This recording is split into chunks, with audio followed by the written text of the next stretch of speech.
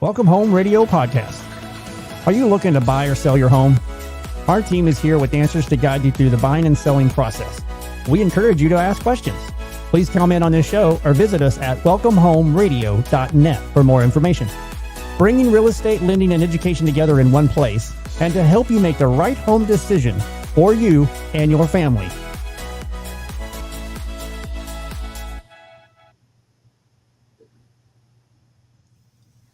And welcome to Welcome Home Radio, where real estate, lending, and learning come together. It is March 12th, and we hope we're doing well. And you're probably right into March Madness right now, ready for 2025's March Madness college basketball stories. I mean, I always love this time of year. Good morning, guys. How are y'all doing? Good morning. Doing great, thank you. Man, super. Just always enjoying my regular madness. I don't know why they call it March when I've got it all the time.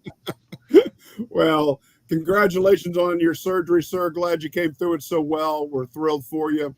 But we have a lot to go on. We've got questions that are being asked, and we want to get to those as soon as we can. Anything announcing? I mean, there's some interesting statistics that have come out. 1 in every 7 contracts of purchase are being canceled due to the political and or uncertainty of the economic situation. Are you guys shocked by that? No. I mean, I kind of am. I mean, we're all we were hearing about in the general public and media is about inflation. So when you're looking at what my mortgage will be, what my electric bill and everything will be, and like how we're going to take care of the kids, people are really having to run the numbers and being very cautious what they get themselves committed to.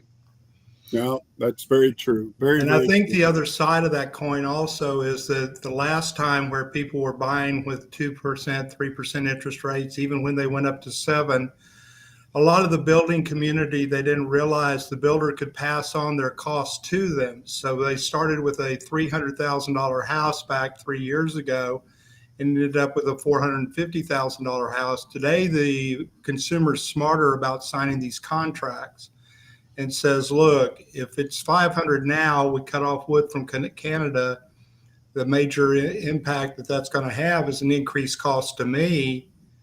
And as a result of that, what can I end up paying? Well, they're already teetering on a higher payment, as Jeff just pointed out. So I think it's a little bit sharper community as far as real estate community out there and buying community.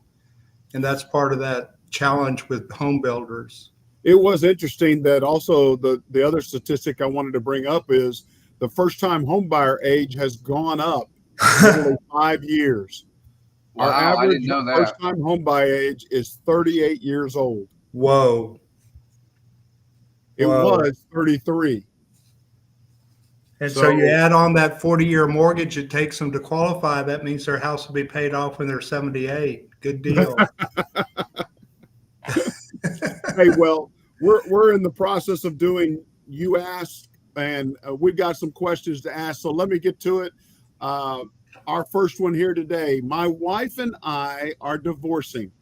No kids, only one home with around $100,000 in equity. She mentioned that she could afford the house herself. We're trying to sell it now, but as worst case scenario, I had an idea. Would it be possible to let her buy me out for my share of the equity? So pay me $50,000 and I sign it over to her. Take me off the mortgage and deed, and it's yours, and I walk away. Well, I think we ought to stop right there. If she's able to buy you out, that means she's going to have to refinance the home and go through the process. Otherwise, you will not be off the mortgage, and you will not be off the deed. Am I correct in that? Yes, sir. 100%.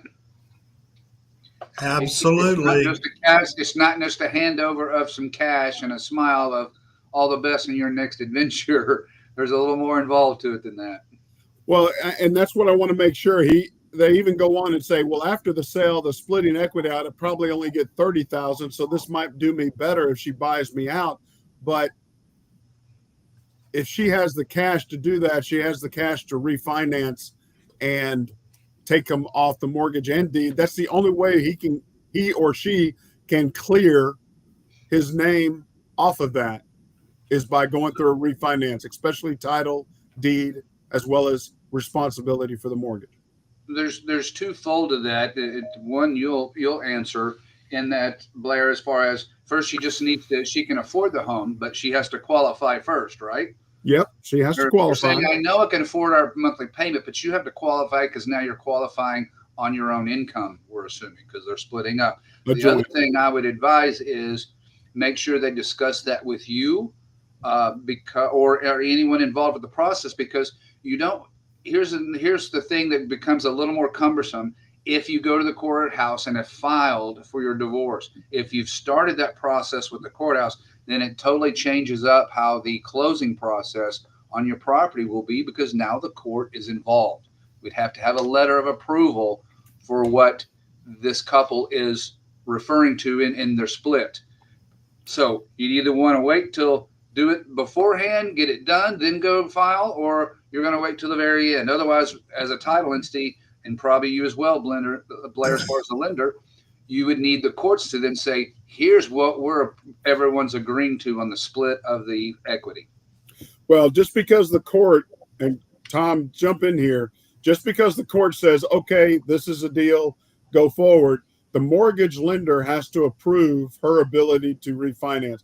It doesn't matter what the court says. The responsibility of you still on the mortgage until she actually is able to refinance and redo it, take totally off, as well as title and deed. So that's a concern. That's an assumption. Well, it's court ordered. No, it still has to be approved by the financing company. So, and I think you make a really good point there, Blair, as far as that goes. The first step for the party that's wanting to keep the house, in this case, needs to know what the financial end run, the financial obligation is going to work out to be. So the one thing you guys haven't mentioned, and one thing that I teach in my Texas class, so all my Texas loan originators know this. I had a good friend, Richard, who for many years, he drove around this really nice car. He always had the nice top of the line clothes and all that. And I asked Richard one day, what kind of mortgages do you do? Because his average mortgage was, one of the highest in our branch and that type of thing. And Richard says, well, I do refinances of high-end dollar houses. And I said, how do you go about getting those? And he says, well, I take family attorneys out to lunch and I teach them about oilty liens. And that's OWELTY for our listeners, not OIL. Good point. So oilty liens are a claim from the party that's leaving the marriage that says you owe me $20,000, $50,000, $100,000. Now, he only called on family attorneys down in the Highland Park, University Park area, which is a real foofy area here in Dallas.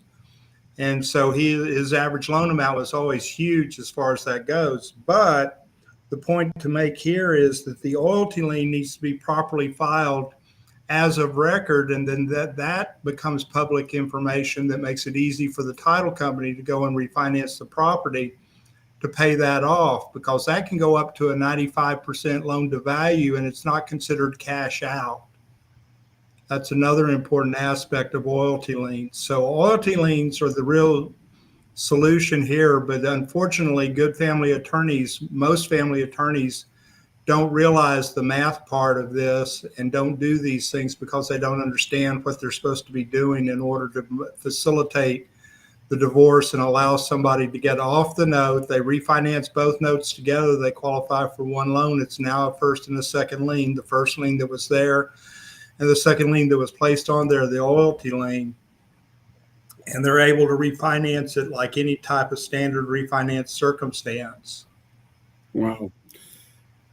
Always a good thing. I wish them luck. I'm sorry to hear about a divorce, but be sure of your picture of what you think. Don't assume anything. speak with a lender. The court does not have rules over that finance company. They have their own processes to follow. So please do that. Moving And on. Yeah, go real ahead. quick, I'll tell you, and we know how, even though we try to be amicable, or people do, inevitably things can get hairy and ugly. So that's why the court comes into play. But I will tell you real Yes. quick, we had one close 2 weeks ago. Once the court was involved, he was not going to sign because she was getting a very large sum of money and he was getting a very small sum of money. So we had to chase this guy down. I digress. But that's the part of what we do. Oops. Next Okay, question. well, let's move on. Again, we're answering questions given to us. You can find and submit your questions at welcomehomeradio.net, where questions, and be glad we'll jump on that and we'll get you some answers. So moving on, question 2. We are working with an agent who has been showing us homes. The last house we saw and is their listing. We want to make an offer. However, this is our first home and we don't know squat. I feel comfortable with him being neutral. However, we need to help with negotiations and what to come in at. After expressing these concerns to him, he seemed to try to talk us out of it, reiterating that he has 26 years of selling homes and has rarely had this happen where the buyer asks for a referral to another agent. After telling him we appreciate his work with us so far, that if this house does not work out, we would like to continue with him, he still seemed to push that another agent wouldn't be able to tell us the value of a home. While I understand that they can't tell us what they can tell us, they can guide us, something he cannot do, right? I'm being gaslighted by this agent. Should we take their referral or find another agent? Boy, what a sticky situation. Gaslight. I was gonna say this has uncle written all over it. Go ahead. That's all you. Oh, I think this is Mr. more Hitman. Tom, but the I know bottom line of it, Tom's who I'm referring to. real estate agents have a fiduciary responsibility. If they're the listing agent, it has a stronger fiduciary responsibility to the selling or listing than it does to the buyer. And boy, this is not a comfortable situation for anyone.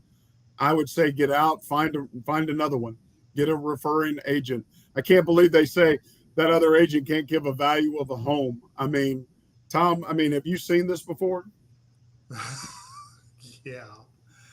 We teach that there is no dual agency in Texas, and that is absolutely correct. There is no dual agency. There is intermediary with appointments and without appointments. And that should have been explained to the borrower, this buyer of the house, up front when the IABS form was signed by the potential buyer of the house before they even had a substantial conversation about representation. And this is definitely one of the things that realtors are still guilty of, is throwing smoke at and throwing mirrors at and throwing clouds at these circumstances where they can double dip on commissions, and they shouldn't be doing it without the full clarity of the IABS properly informed at the very beginning, and the advice from this realtor being opposite of what he's giving to the borrower. It should be opposite of that. Now, if he refers that out, he could be entitled to a referral fee from the person he sends it to. So his greed is still going to be rewarded, but not in the fashion in which it would be if he's being paid, to both represent both buyer and seller. And the thing is, he cannot represent both the buyer and the seller. If he decides that he's going to help both sides, he can't give opinion or advice to either party. Let me say that one more time. He can't or she can't give opinion or advice to either party. The selling person, the buying person, either one have to be totally on their own. All he can offer is guidance with, well, here's a blank, fill it out. Here's a blank, fill it out.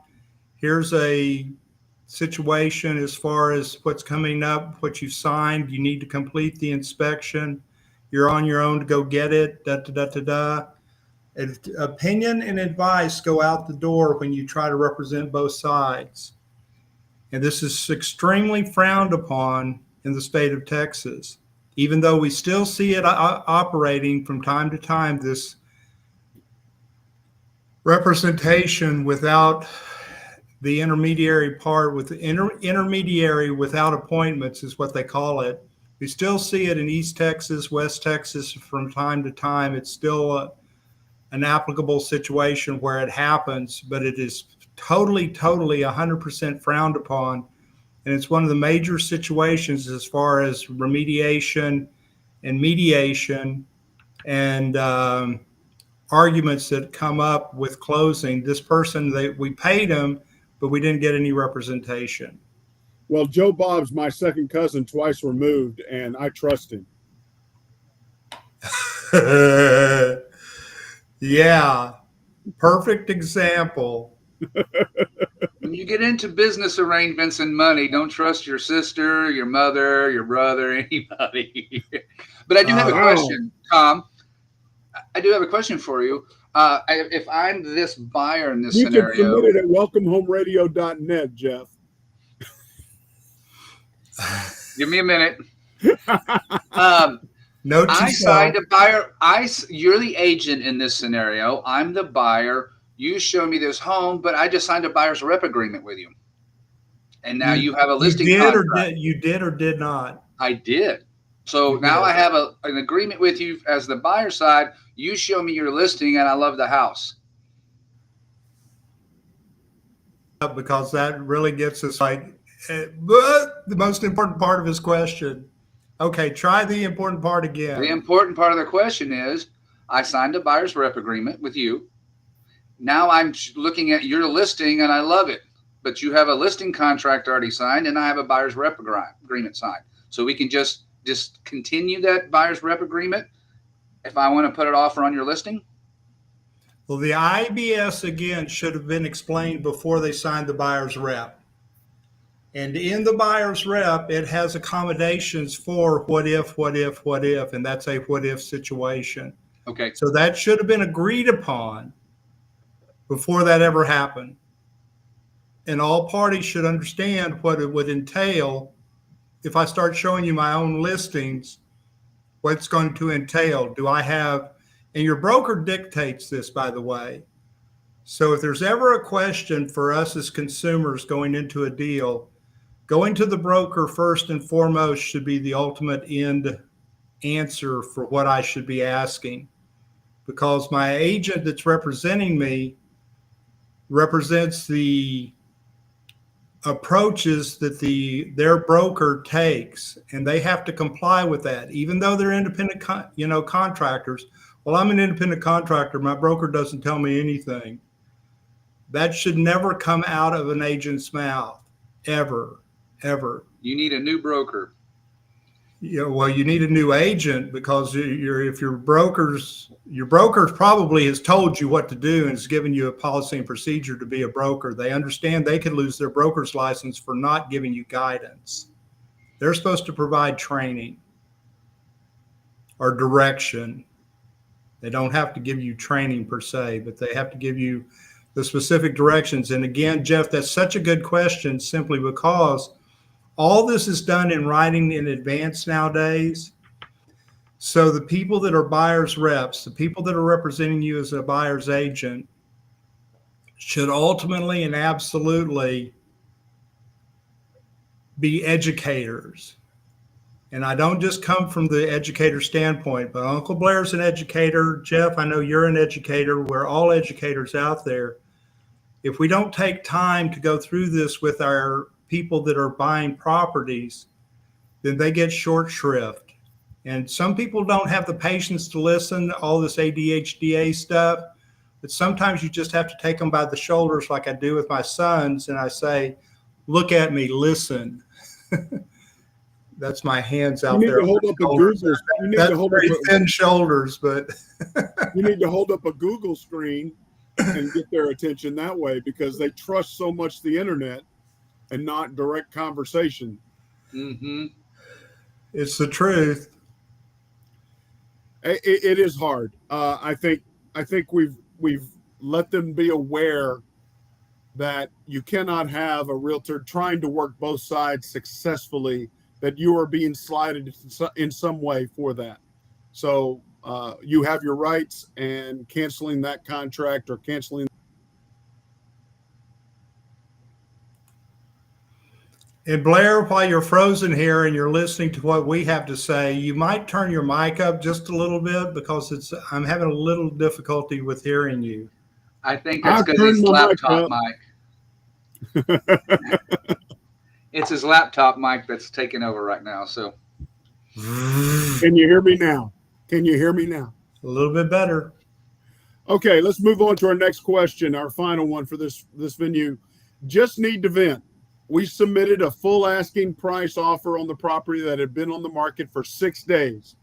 The seller agent countered us with the best and final and asked to shorten contingencies. We agreed to all terms while keeping the price the same.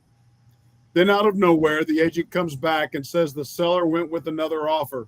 According to them, our offer was clean, so what gives?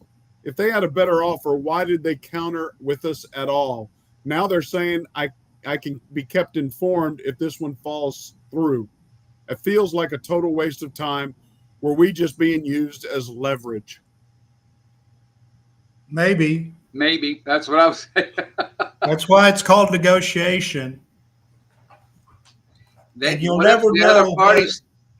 Go ahead, Tom. You'll never know what the other party offered. You'll never know what's happening. You might know what the other party offered price-wise once it's closed and the information is put in the multiple listing service.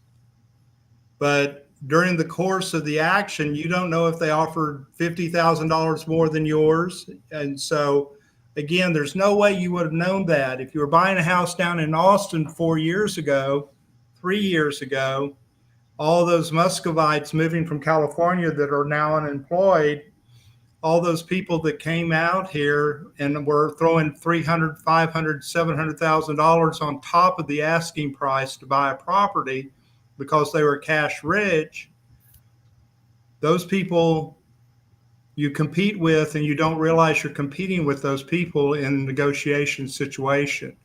Another thing that could be a catch-all is that you were getting financing and they were offering cash.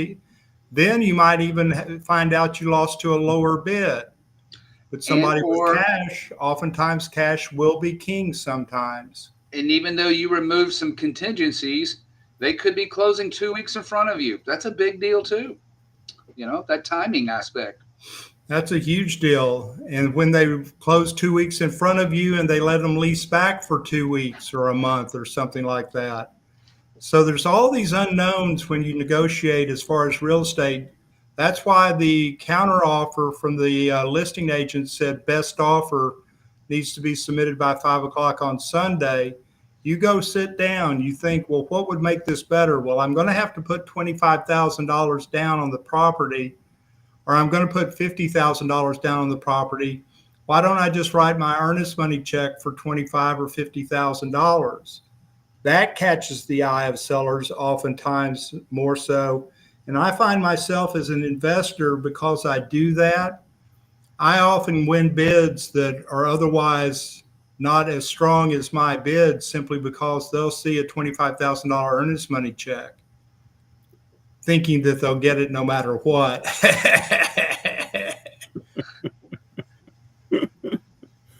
Well, that's interesting. I didn't even think about making the earnest money check that large. Normally it's 1%.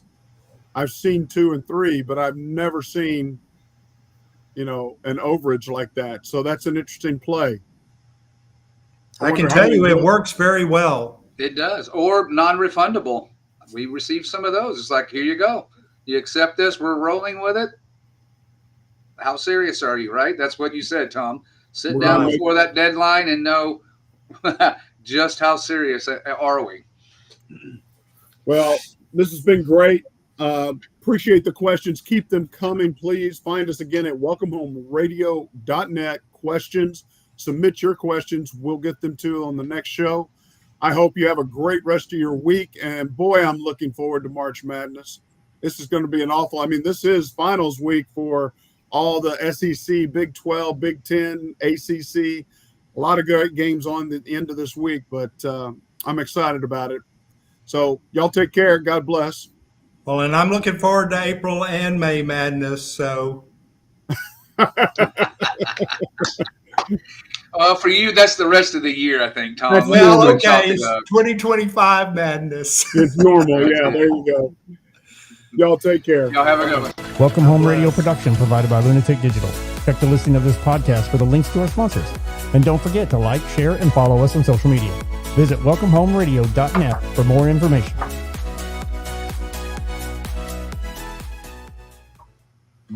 This was a Lunatic Digital production. Visit lunaticdigital.com for all your digital needs.